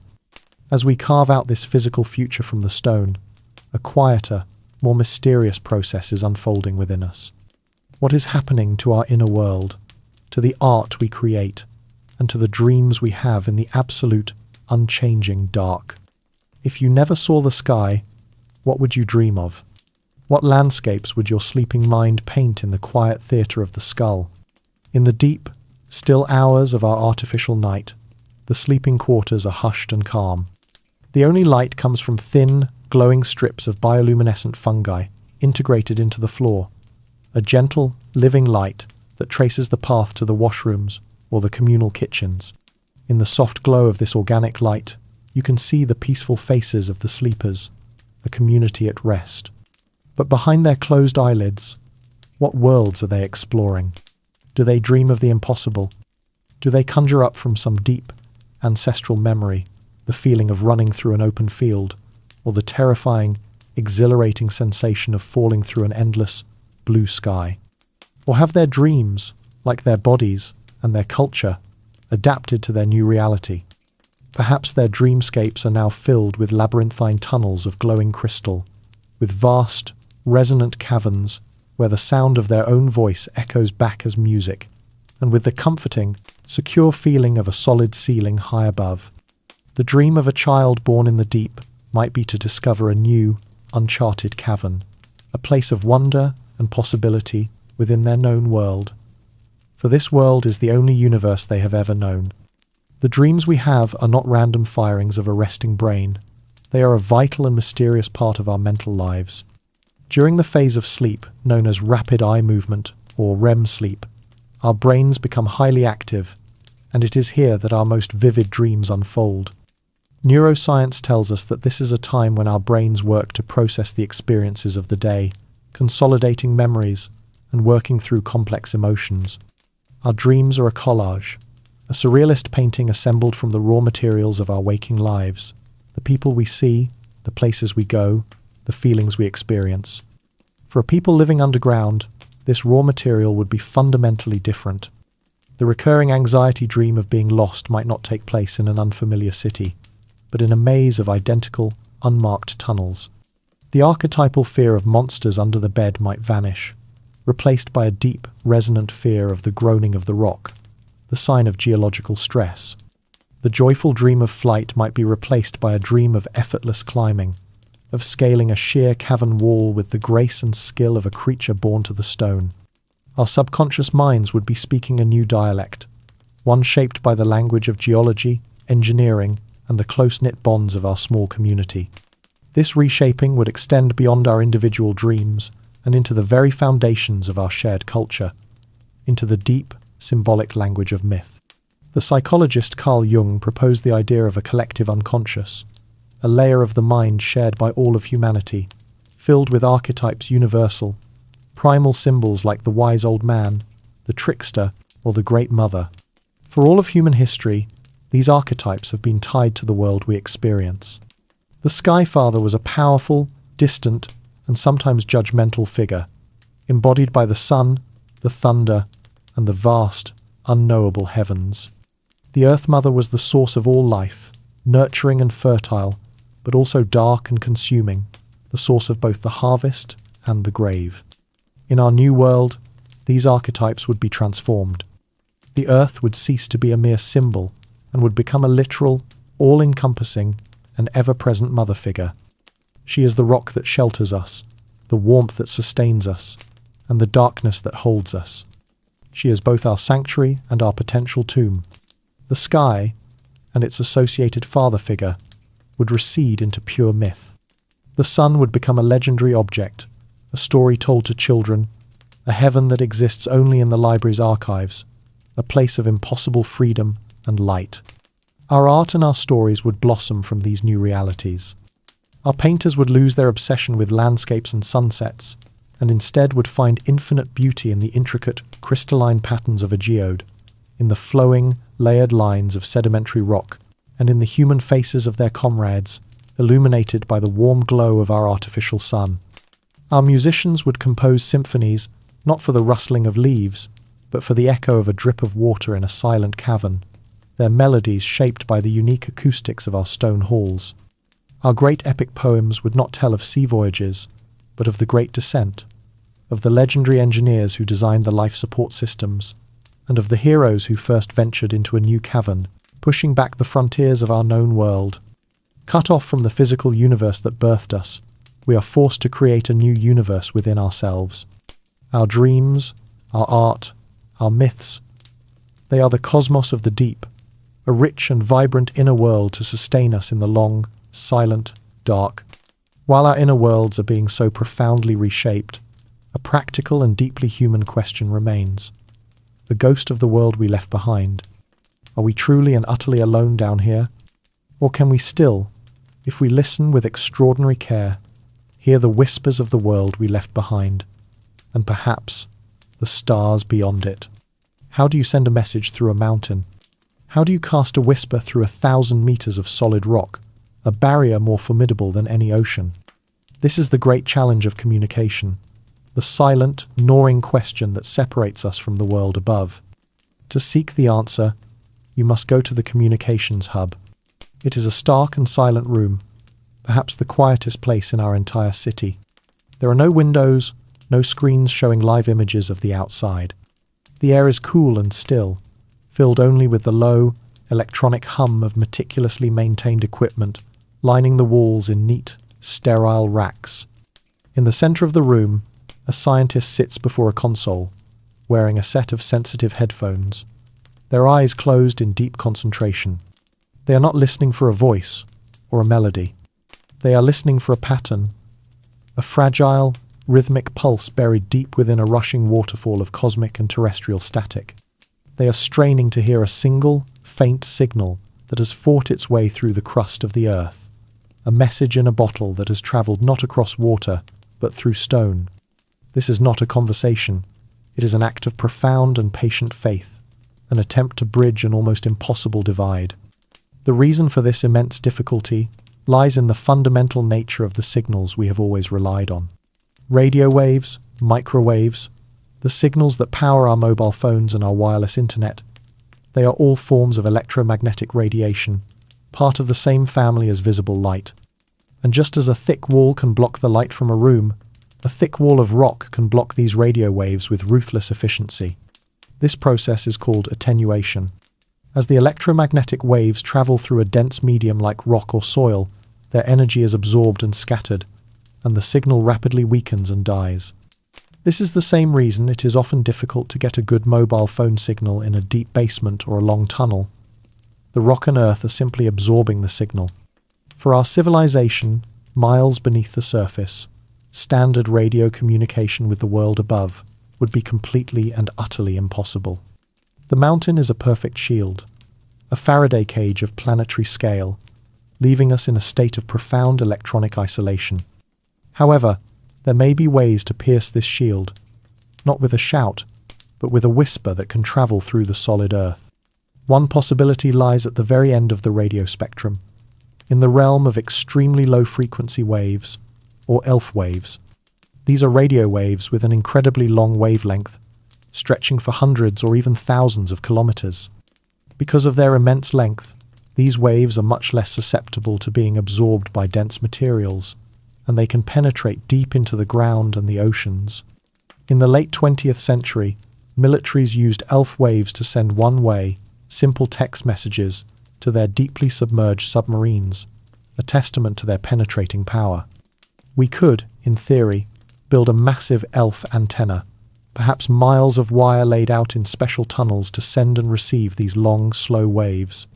But the trade-off for this penetration is a painfully slow data rate. We could perhaps receive a simple, text-based heartbeat signal from the surface, a confirmation that something or someone is still there, or send a basic status report back. But we could never stream a video, have a conversation, or browse the archived web. It would be a fragile, tenuous link, a thread of connection so thin it would make every single bit of data received a thing of immense value. For a true, high-bandwidth connection, we would need to turn to a more exotic and futuristic solution: neutrino communication. Neutrinos are one of the most mysterious and ethereal particles in the universe. They are fundamental particles, like electrons, but they have almost no mass and no electric charge. This means they are barely affected by the electromagnetic force, which is the force that governs most particle interactions. As a result, neutrinos can pass through almost any amount of matter as if it were not even there. Trillions of neutrinos from the sun are streaming through your body and through the entire Earth every single second without you ever feeling a thing. If we could develop the technology to create a powerful focused beam of neutrinos, and if we could modulate that beam, turning it on and off in a specific pattern to represent data, we would have the ultimate communication channel. We could aim this beam from the surface directly through the center of the Earth to our receivers, and the signal would arrive with almost no degradation. On the other side, We would need a detector of immense size, perhaps a colossal tank of purified water surrounded by light sensors, waiting to catch the faint, telltale flashes of light that occur when a neutrino, on the rare occasion, happens to interact with one of the atoms in the water. This technology remains, for now, in the realm of theoretical physics and grand-scale experiments. For us, in the deep, it is a dream of a perfect connection, a hope that one day we might be able to break our profound isolation. A message from the surface would be more than just information. It would be a reminder that a wider universe still exists, a universe we are no longer a direct part of. It would be a comfort, but also a source of a deep and abiding melancholy, the ache of being lost to the world that made you. As we struggle to maintain this fragile connection to the outside, we are reminded of the even greater importance of perfecting the rules for the inside. In a world where every resource is finite and every action directly affects the entire community, how do we govern ourselves? Who decides who gets the last liter of water? Who determines which crops receive the optimal light recipe when energy is being rationed? On the surface world, with its vast buffers and illusions of infinite resources, these questions can sometimes feel distant, issues for economists and governments to debate. Down here, in our tightly sealed ship sailing through the rock, these are the most immediate and intimate questions of our daily lives. To witness our form of governance is not to see a grand parliament or a court of robed judges. It is to attend a community gathering in the central cavern, perhaps after the main meal of the day. Everyone is there, the engineers and the gardeners, the teachers and the technicians. They sit on benches carved from the rock itself, their faces illuminated by the warm, gentle light. The topic of debate is not an abstract law, but a practical challenge. A new crop rotation schedule is proposed that requires a 5% increase in power to the hydroponic bays for 3 months.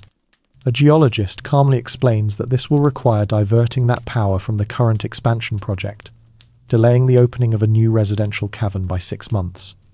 A physician then speaks, noting that the new crops will add essential micronutrients to the children's diet. There is no shouting, no political theatre. There is only a quiet, careful, and deeply serious conversation, because every person in this room understands that their own survival is inextricably linked to the survival of the whole. Every voice matters, because the health of the system depends on the cooperation of every single part. In our enclosed world, we have been forced to confront a fundamental problem of human society, a concept from the field of game theory known as the tragedy of the commons. The principle is simple and stark.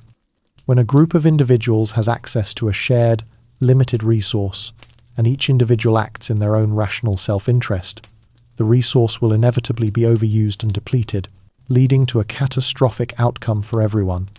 On the surface, the commons were the oceans, the atmosphere, the forests so vast that for a long time we could pretend that our individual actions didn't matter.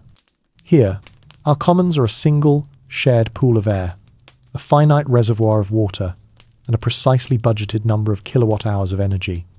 The tragedy of the commons would not be a slow, creeping problem. It would be a swift and total extinction. Therefore, the very foundation of our social contract must be the absolute rejection of this self-interested logic.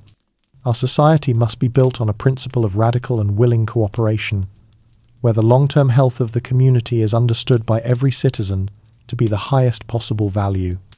Selfishness is not just a moral failing, it is a mathematical certainty of death. This reality would likely lead us to abandon the economic systems of the past. In a world where you cannot own land, and where every essential is provided by the community, money itself would lose its meaning. We would not have dollars or credits. We would have a resource-based economy. The true currency of our world would be the raw inputs of life. Energy, measured in joules or kilowatt-hours, water, measured in liters, and human labor, measured in hours of focused work.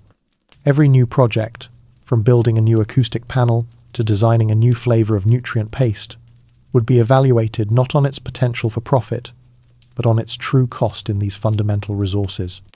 This creates a system of brutal honesty.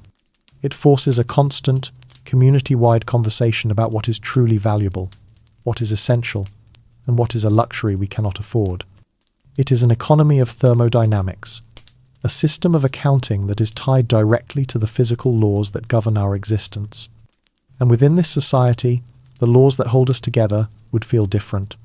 To help us understand this, there is a beautiful and strange principle from the world of physics called Newton's shell theorem. It states that if you are inside a hollow, spherical shell of uniform mass, you feel zero net gravitational pull from the shell itself. The gravitational forces from all parts of the shell perfectly cancel each other out. This is a powerful and poignant metaphor for our new society. We are living inside the protective shell of the Earth. The great external forces that shaped human society for millennia, the threat of invasion, the unpredictable violence of weather, the struggle against a hostile wilderness are gone. We are safe from them. But because we are inside this shell, the only gravity that holds us together, the only force that prevents our small society from flying apart into chaos, must come from within. The laws and social agreements we create are our new gravity, an internal force of our own making that is now solely responsible for the shape and coherence of our world. Stripped of the old hierarchies of wealth and land, we are forced to confront the fundamental questions of fairness and community. Could the immense, silent pressure of the deep forge a new, more equitable, and more cooperative kind of humanity? We have built a society, a system, a home. Generations are born and live their entire lives in the deep. What happens now, over the long march of centuries, to the human form itself and to the human spirit, after millennia spent in this gentle, unchanging dark? If you had never seen the color blue, could you truly imagine it? You could be told that it is the color of the sky, but the sky itself is just a word, a myth from the library's archives. You could be shown the color on a screen, a swatch of pure cyan, but without the context of an endless ocean or a high noon horizon. Would it have the same meaning, the same emotional resonance? To observe a child born and raised in the deep is to witness the emergence of a new kind of human, one whose perceptions and whose very being are shaped by a world without a sky. They move with an innate and confident grace through the tunnels and across the rock faces, their bodies perfectly attuned to the environment. Their skin is a pale, milky white, having never needed to produce the melanin that protected their ancestors from the sun. Their eyes, accustomed to the lower, warmer light levels of our artificial sun, are perhaps a little wider, their pupils larger, more sensitive to the subtle gradations of light and shadow in our cavern world. When the elders tell them the stories of the surface, of a thing called rain, or an animal called a bird, they listen with the same rapt, mythical wonder that a surface child would listen to a tale of dragons or of the lost city of Atlantis. The world above is not a memory to them, it is a fairy tale. This transformation is not just cultural, it is biological, the slow, patient, and undeniable force of evolution at work. Our new environment, so stable and so different from the one that shaped us, would begin to select for new traits and to gently discard those that are no longer useful. One of the most fundamental principles of evolution is that of use and disuse. Biological traits, especially those that are metabolically expensive to produce and maintain, tend to diminish over many generations if they no longer provide a survival advantage. The production of melanin, the pigment that darkens our skin to protect us from ultraviolet radiation, is a perfect example. In our world, shielded by a mile of rock, UV radiation is non-existent. Producing melanin would be a waste of cellular energy, and so, over thousands of years, the genes responsible for its production would likely be selected against, leading to a population that is universally and naturally pale-skinned. It is evolution in its purest form, an adaptation to an absence, a response to a forgotten threat. Our senses, too, would begin to adapt in subtle but profound ways.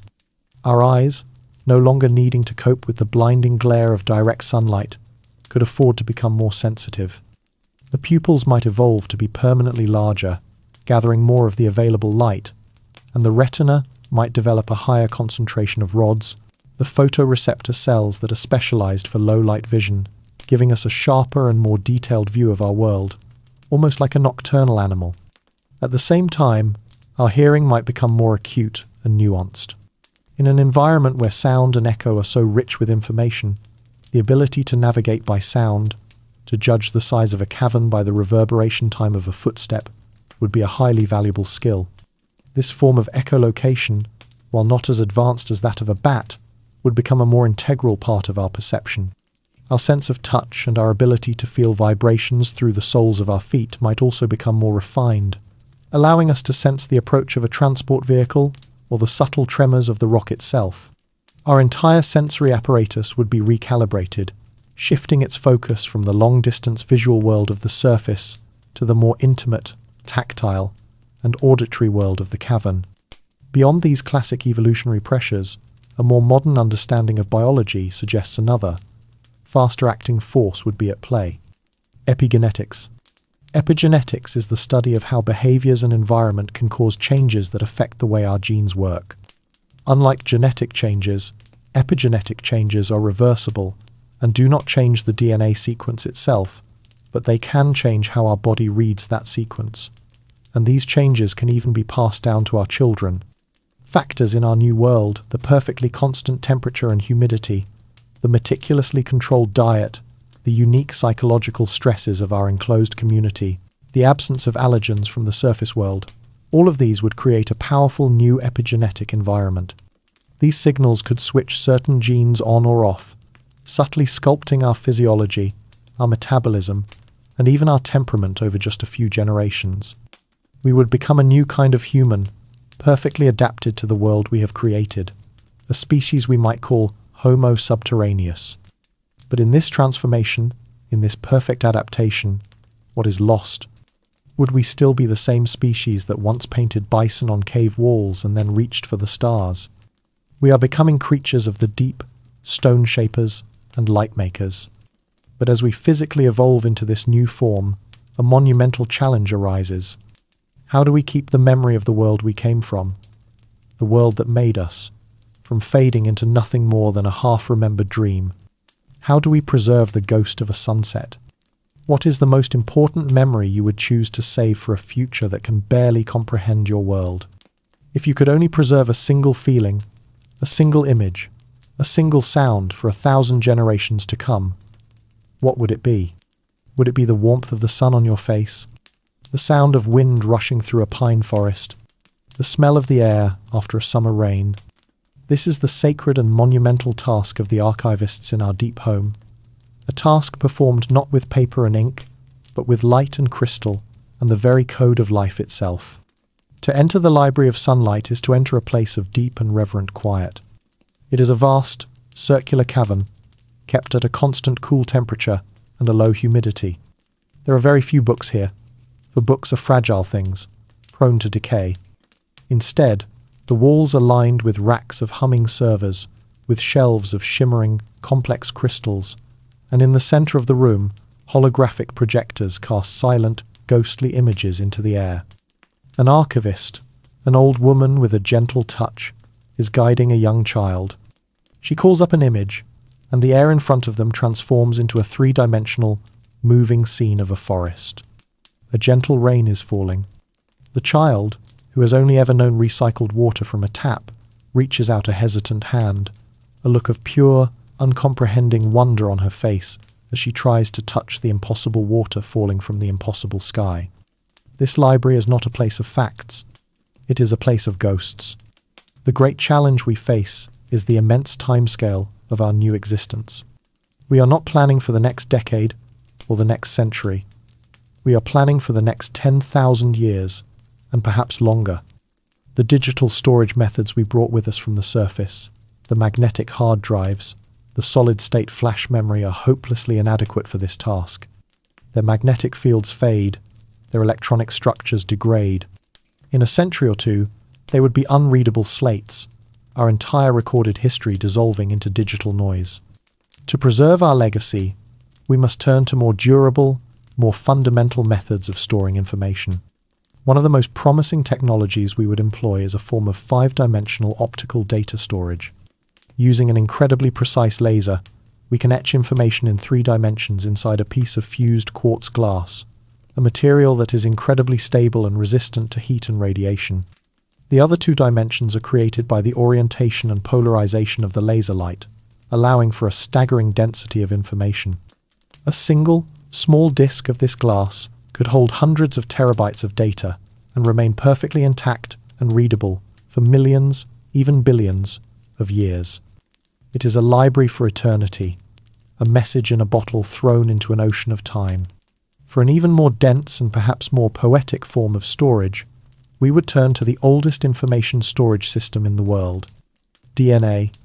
The long, elegant molecule of deoxyribonucleic acid that is the blueprint for all known life is an astonishingly efficient way to store data.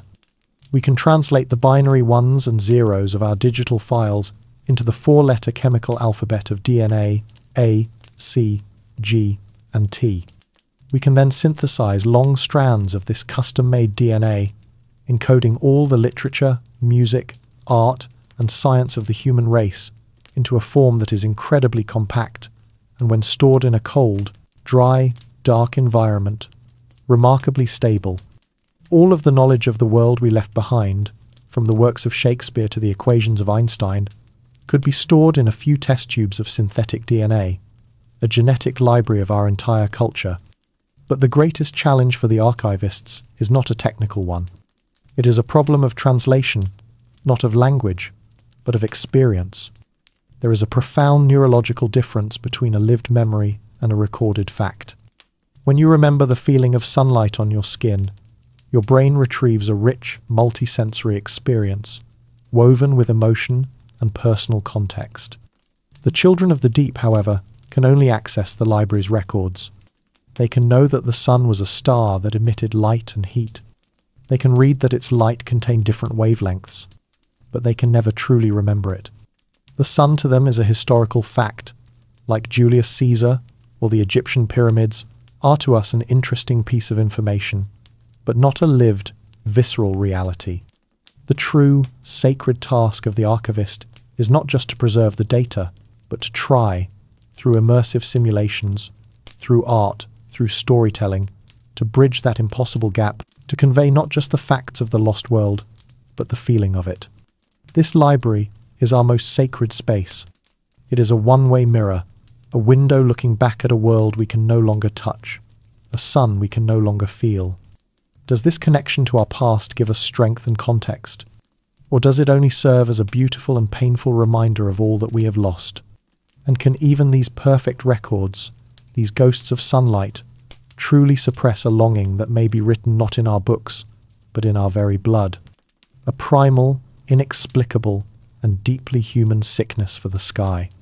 Have you ever felt homesick for a place you've never actually been? A strange and quiet ache for a time, or a world that exists only in stories or in your own imagination? This is a feeling that begins to emerge in our subterranean world, perhaps after a dozen generations, perhaps after 20. It is a new psychological condition, a unique melancholy that the community doctors have started to call surface calling or horizon sickness. It primarily affects the young, those who are furthest removed from the memory of the world above. You might see one of them in the Library of Sunlight, not studying the data, but simply sitting for hours, staring at a holographic projection of a starry night sky. Their face is filled with a profound and inexplicable sadness, a deep, quiet yearning for a reality they have never known and can barely comprehend.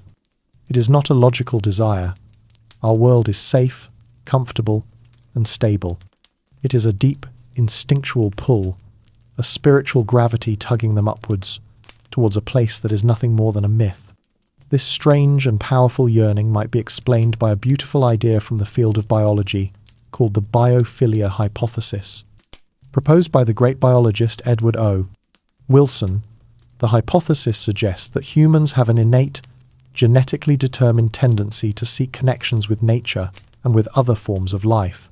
For the hundreds of thousands of years that our species was evolving, our survival was inextricably linked to our intimate understanding of the natural world, the patterns of the seasons, the behavior of animals, the properties of plants.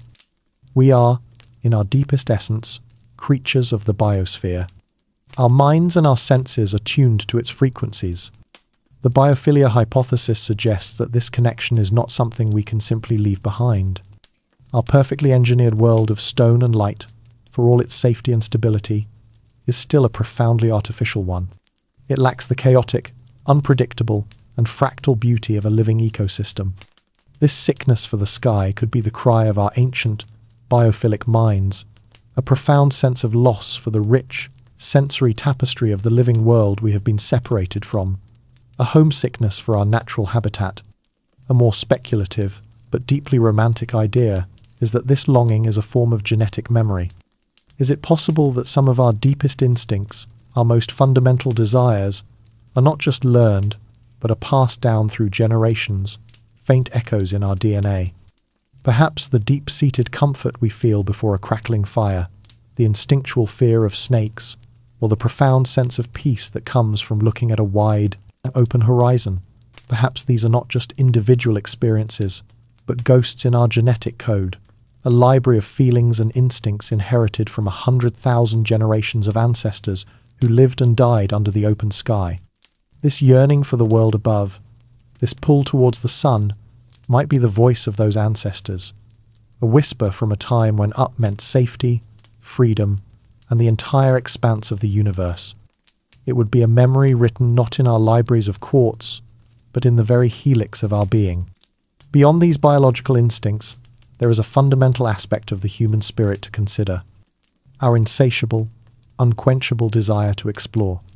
Humanity has always been a species defined by its restlessness, by its need to see what lies over the next hill, beyond the next ocean, on the next world.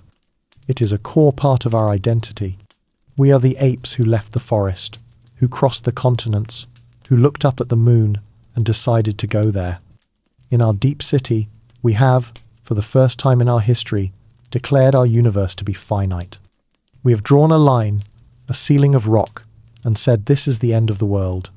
For generations, the immense challenge of survival and building our civilization would be enough to satisfy this exploratory urge. But once our world is perfected, once it is stable, and all its caverns are mapped, this ancient and powerful drive may have nowhere left to go.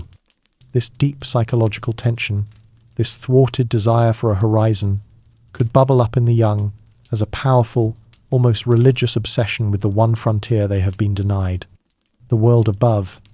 Is this yearning a sickness to be cured with therapy and medication? Is it a dangerous delusion that threatens the stability of our peaceful world? Or is it, perhaps, the single healthiest and most human instinct we have left? Perhaps it is the ultimate sign that no matter how safe and perfect we make our sanctuary, the human spirit is not meant to be contained forever. And so, after centuries of silence, the debate begins again. The old schematics for the great access shafts are brought out from the archives. The drills, long dormant, are re-examined. A new generation, filled with a mythical hope and a sickness for the sky, decides to embark on the most dangerous and uncertain journey imaginable: the ascent. How do you prepare for a world you can only imagine? How do you pack for a journey not to another star, but to a memory, to a myth? In a cavern near the highest levels of our city, a small team makes their final preparations. They are not called astronauts or explorers. They are known simply as the Ascendants. They move with a slow, deliberate grace, their motions filled with a solemn purpose as they don their protective suits. These are not the bulky, rugged suits of warriors, but the gleaming, pristine white of pilgrims. There is no fanfare, no cheering crowd. The mood is one of quiet, almost reverential anticipation. They are leaving the only home they have ever known, the only reality they have ever experienced, propelled not by an order, but by a dream inherited from their long-dead ancestors. They are the answer to a question that has been whispered in the dark for centuries. At the far end of the chamber is the great door, the final airlock that has remained sealed for ages, its surface covered in the fine, settled dust of 1,000 years. With a deep groan of ancient metal, a sound that echoes through the entire city, like the striking of a great, long, silent bell, the gears begin to turn, and the door begins to grind open, revealing not a path forward, but a path upward, into the heart of the legend itself.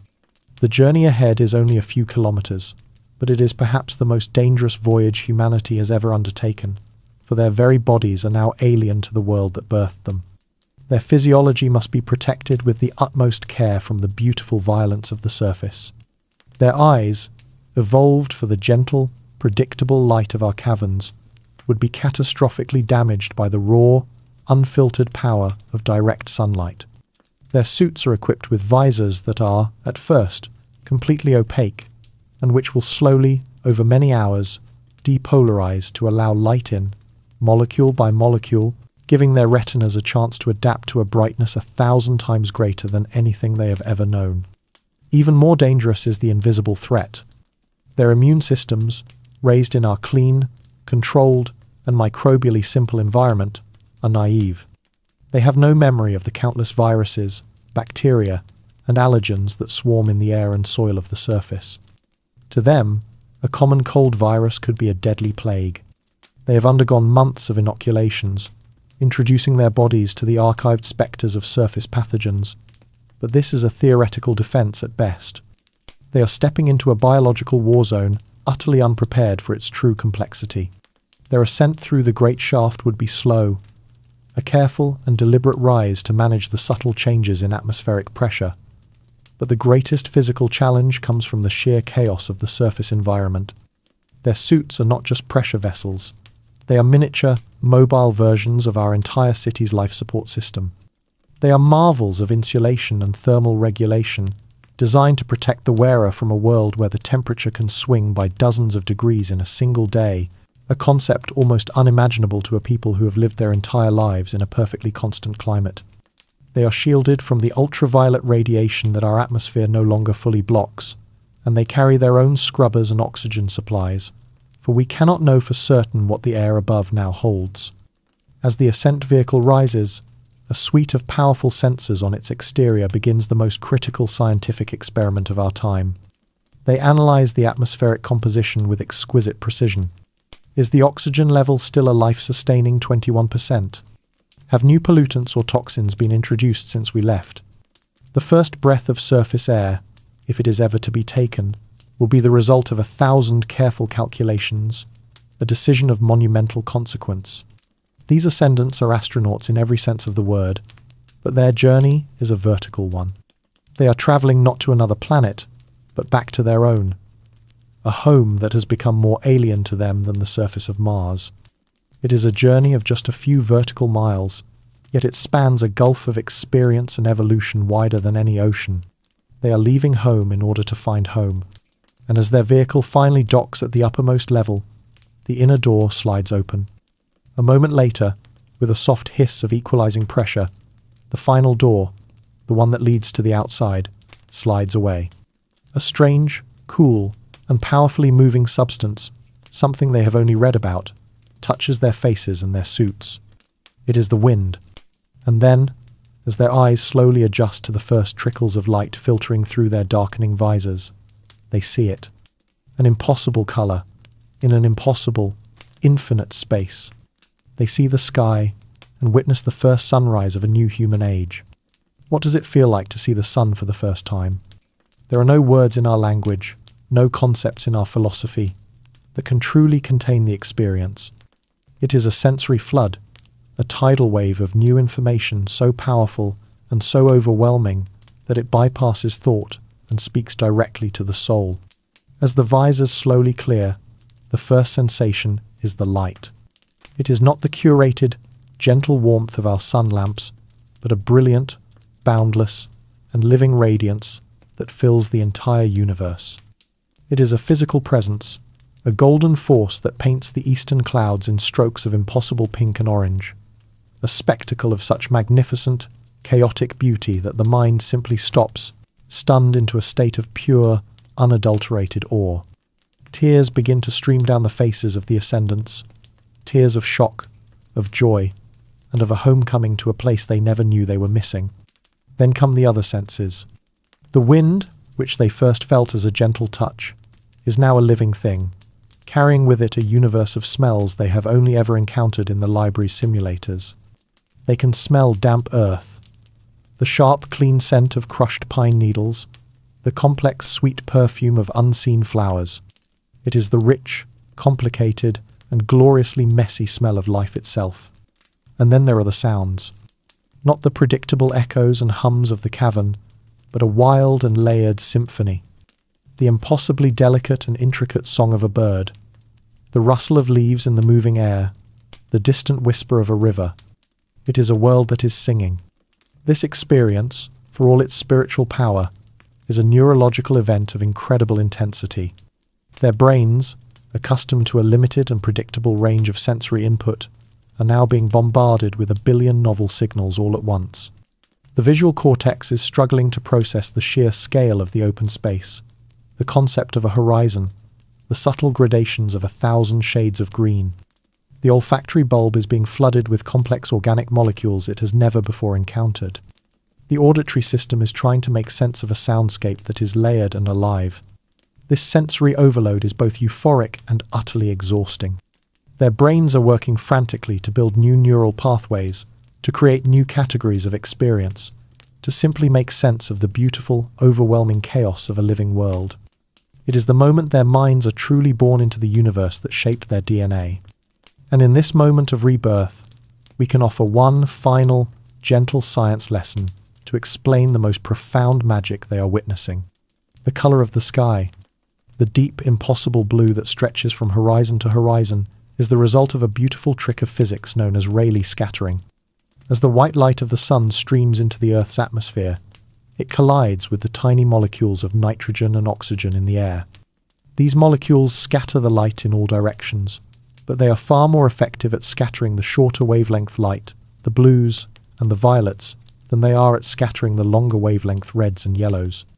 And so, as you look up at the sky, what you are seeing is that scattered blue light coming at you from all directions at once, painting our world in its signature color. It is a simple principle of physics that creates the grandest canvas imaginable. We went down into the earth to survive. We built a perfect, logical, and safe world, a sanctuary of stone and light. But we emerge with a deeper understanding of what it means to truly live. We learned that a home is not a place, but a system of connections, a web of life. We learned that the sun is not just a star, but a relationship, a dance of energy and biology. The humans who now stand, blinking in the dawn, are not the same humans who left. They carry within them the wisdom of the deep, a profound understanding of closed-loop systems, a culture built on radical cooperation, a mastery of geothermal energy, and a deep, abiding respect for the preciousness of every single resource. The surface world they have returned to might be healed and vibrant, or it might be scarred and in need of their help. Either way, they bring with them a new kind of knowledge, a new way of being human, born of the long, quiet, and thoughtful darkness.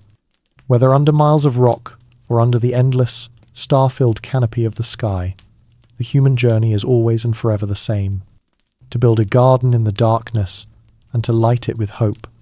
Thank you for joining me on this long journey tonight. I hope it has been a gentle and thought-provoking companion for you. May your own world be filled with peace.